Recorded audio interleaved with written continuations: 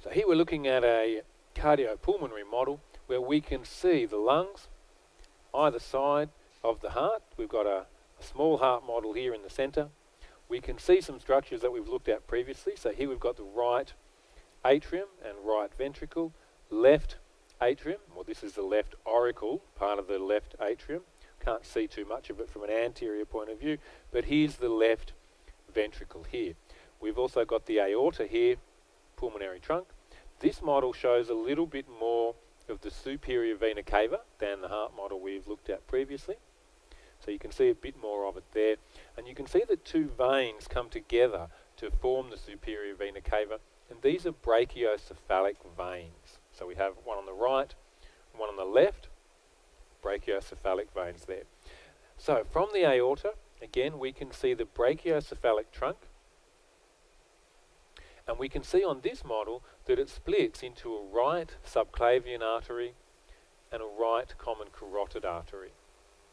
We can see on the left-hand side we have a left common carotid artery coming straight off the aorta, and lateral to that a left subclavian artery, again coming straight off the aorta. Now also on this model we can see over here that we have in red pulmonary veins and in blue pulmonary arteries. So remember that the colours are reversed to the systemic circulation. So here in the pulmonary circulation, arteries are blue, veins are red. Everywhere else in the body that will be the opposite. Now on this model too, we can see the inferior vena cava coming up to empty into the right atrium. So that's kind of cool. We've got the diaphragm here. The inferior vena cava comes up through a hole in the diaphragm to get to the heart.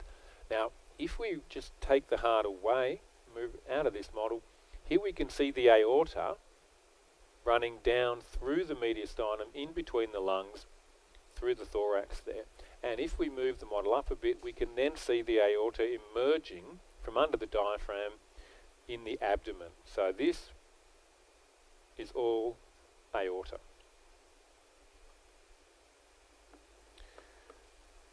Now on this model too, we can see in here, it's only quite small, but we can see part of the right coronary artery here.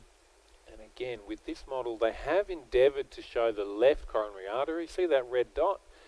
That's where the left coronary artery is. And if we move the heart around and see again another red dot here behind the pulmonary trunk, that's meant to indicate the left coronary artery there as well.